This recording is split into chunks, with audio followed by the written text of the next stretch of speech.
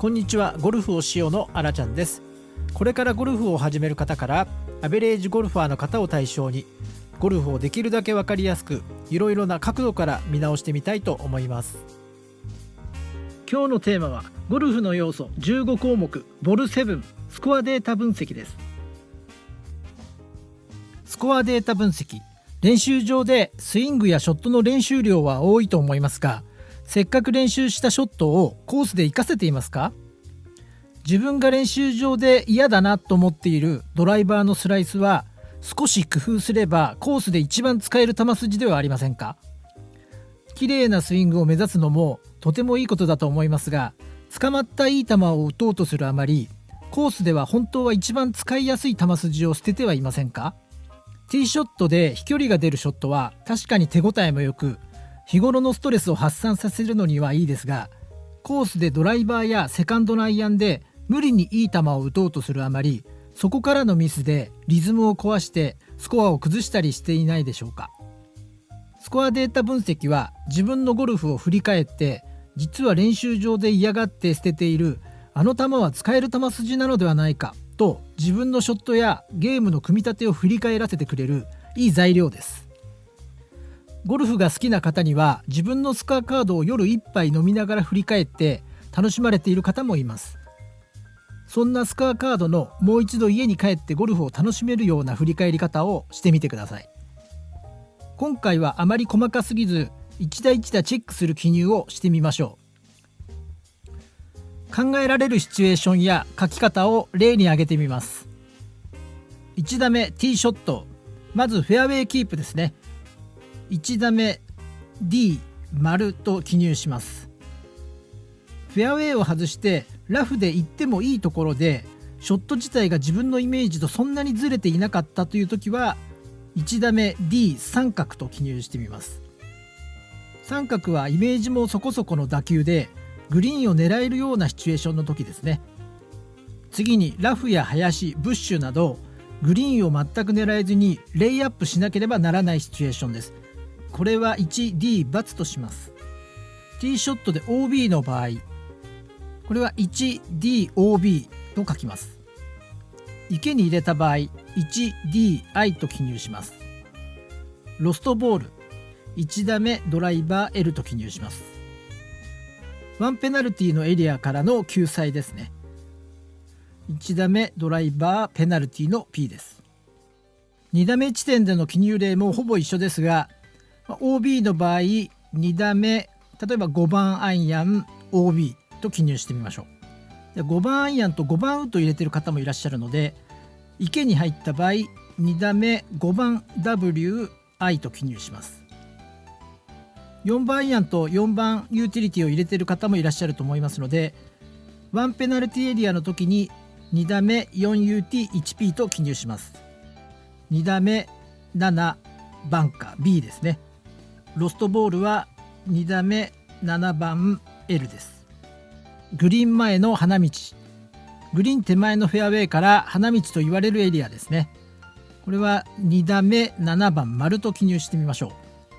う。グリーン周りのラフ、グリーン周りのラフでも寄せやすい時は2打目7番三角と記入します。行ってはいけないラフですね。自分と全くイメージの違うところに行ってしまった時は2打目7番アイアン×と記入します。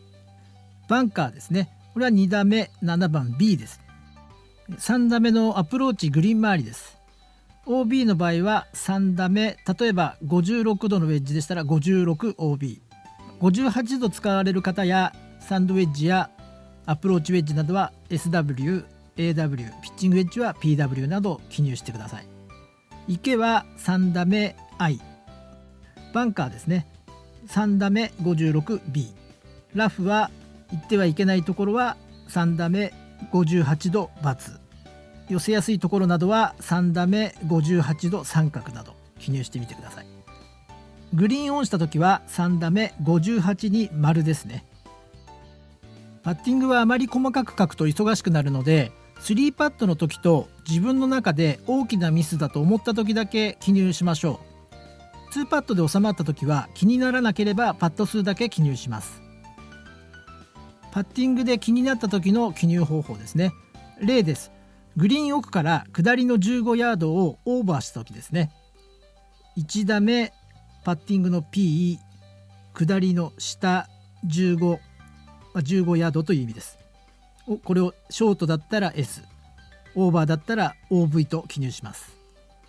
2打目のパッティングで5、60センチを外した時も記入しておきましょ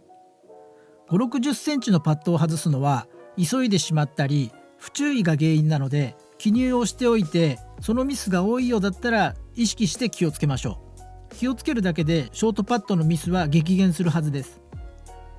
この辺はゴルフをされるプレイヤー皆さん注意していただきたいところなんですけども、スコアカードはグリーン上で書き始めるのはマナーに反するので、セルフプレーなら特にカートに乗って次のホールに着いたティーグラウンドで記入するようにしていただけると、皆さん円滑なプレーができると思います。カートに乗ってる時に記入するのはカートの事故も多いので注意してください。18ホールのスコアカードをつけると時間がかかりますので、9ホール分を例にして見ていただきます。このスコアカードを見ていただいて分かるのが、ドライバーを使った回数が1番ホール、2番ホール、3番ホールの3回、6番ホールと7番ホール、9番ホールで合計6回ですね。6回使ってフェアウェイキープが3回と、行ってもいいラフに行った数が1回、行ってはいけないところに行ってしまったのが2回。かなりいいショットを打たれている方のシチュエーションだと思いますが、次に2打目に使ってるアイアンが7番アイアンを3回使ってますね。と8番アイアンをパー5で1回、150ヤード前後のショットを4回打ってるということになりますね。8番、7番、6番アイアンを使う機会が多いということになります。グリーンを外してからのアプローチに、この例えでは58度を使った設定にしましたが、58度を6回使ってます。58度を6回使ってるということは、ドライバーを6回使ってる回数と変わらないので、ショット的にはかなり重要なポジションを占めていますね。寄せワンが1回でも2回でも決まれば、スコアがかなり変わってくると思います。9ホールのパット数を見て3パットが2回あるので、この3パットの原因をなくしたいですね。2パットで収まっている範囲ではいいプレーをしていると思います。スコアカードの見方の踏み込んだ部分はまた違う機会にお話しさせていただきますが、ブラックティーでの距離を見ていただけると、パー4で400ヤードを超えるホールがこの9ホール中2箇所ありますよね。この2箇所は例えば僕が回っても、このパー4は3オンでいいぐらいのつもりでプレーします。フォローで距離が乗って2オンするときは当然ラッキーだと思ってパーを取りに行きますが、アゲインストなどでは3オン覚悟でのプレーを初めから組み立てます。パー3などでも距離の長いパー3は設計上初めから設計者が2オン1パットとして設計されている場合もあるので、1オンにこだわらずいかに2オンさせてパーを取りに行けるかというポイントが大切になる場合もあります。でこのようにショットのオーバー数、スコアですね、つけていただいて、パットのトータル数も確認をしていただきます。このスコアカードからチェックしたいこと、それは1打目のティーショット、トッププロのようなフェアウェイキープ率ではなく、ある程度曲がってグリーンが狙えるような左右のラフにそこそこのイメージで打てたショットと、完全に失敗したショットの原因を見ていただきたいということですね。完全に失敗したショットの原因は OB やチョロ、行ってはいけないところまで曲がったか、狙いよりオーバーして突き抜けてしまったかとか、いろいろなポイントがあると思います。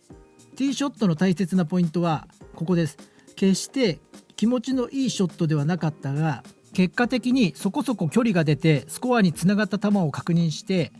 完全なミスの原因を見つけて減らすというポイントです。